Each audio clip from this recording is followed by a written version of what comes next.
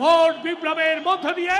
দীর্ঘ 22 বছর পর তারেক রহমানের আগমনকে কেন্দ্র করে সকাল থেকে নেতাকর্মীরা খণ্ড খণ্ড মিছিল নিয়ে জনসভা স্থলে জড়ো হতে শুরু করেন। দূর দূরান্ত থেকে আসা অনেকেই রবিবার রাতেই খুলনায় চলে আসেন। সকালে খালিশপুর প্রভাতী স্কুল মাঠের সমাবেশ স্থল ঘিরে বিএনপি নেতাকর্মীদের ঢল নামে। হাতে ধানের শীষ আর কণ্ঠে স্লোগানে উচ্ছ্বাস প্রকাশ করেন নেতাকর্মীরা। খুলনার মাটি।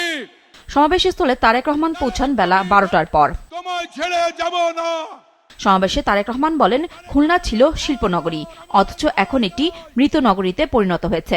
বিএনপি ক্ষমতায় গেলে এই নগরীকে জীবিত শিল্পনগরীতে পরিণত করতে চায়। খুলনা বিভাগের কোটি কৃষকের পাশে দাঁড়ানোর প্রতিশ্রুতিও দেন বিএনপি চেয়ারম্যান। বলেন, বর্তমান সময়ে যারা আছে তাদের মধ্যে শুধু বিএনপির রাষ্ট্র পরিচালনার অভিজ্ঞতা রয়েছে। বিএনপির পক্ষেই সম্ভব দেশকে সঠিক পথে পরিচালনা করা।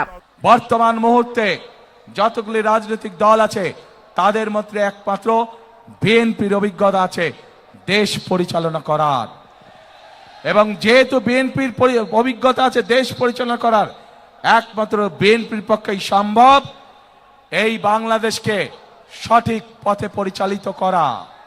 বক্তব্যে তারেক রহমান বলেন, একটি রাজনৈতিক দল কর্মজীবী নারীদের নিয়ে যে মন্তব্য করেছে তা দেশের জন্য কলঙ্কস্বরূপ। আইডি হ্যাকের নামে তারা মিথ্যাচার করছে বলে দাবি করে তারেক রহমান বলেন, যে দলটি নির্বাচনের আগে অর্ধেক জনগোষ্ঠীকে ঘরে বন্দী করতে চায় তাদের নির্বাচন পরে আচরণ কি হতে পারে তা সহজেই অনুমেয়।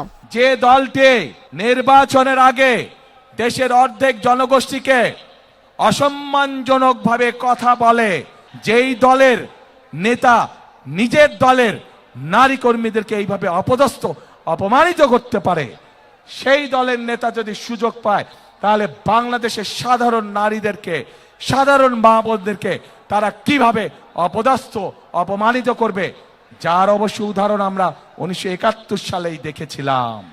তিনি আশঙ্কা প্রকাশ করে বলেন, জনগণের সামনে সকাল বিকাল মিথ্যা কথা বলছে যারা, তারাই নির্বাচন নিয়ে ষড়যন্ত্র শুরু করেছে। তিনি বলেন, একটি মহল চেষ্টা করছে ভোট গণনার অনেক সময় লাগবে এটি বলার, এ বিষয়ে সতর্ক থাকতে হবে। একটি মহল বলার চেষ্টা করছে এবার ভোট গণনাতে বলে অনেক সময় লাগবে। শুনেছেন এই কথা আপনারা? প্রিয় ভাই বোনেরা, ষড়যন্ত্র কিন্তু আবার শুরু করেছে। এই যে যাদের কথা বলেছি প্রথমে, যারা জনগণের সামনে সকাল বিকাল মিথ্যে কথা বলছে, যারা দেশের নারী সমাজকে হেয় প্রতিপন্ন করছে, এরাই আবার ষড়যন্ত্র শুরু করেছে বিভিন্ন ভাবে। কারণ তারা জানে তাদের এইসব কথাবার্তা, তাদের এইসব কাজকর্ম, এইসব ফাঁকিঝুঁকে মানুষ ধরে ফেলেছে। মঞ্চে খুলনা অঞ্চলের 3 জেলার 14 প্রার্থীকে পরিচয় করিয়ে দেন তারেক রহমান। নূর নাহার, মাছরাঙা নিউজ ডেস্ক।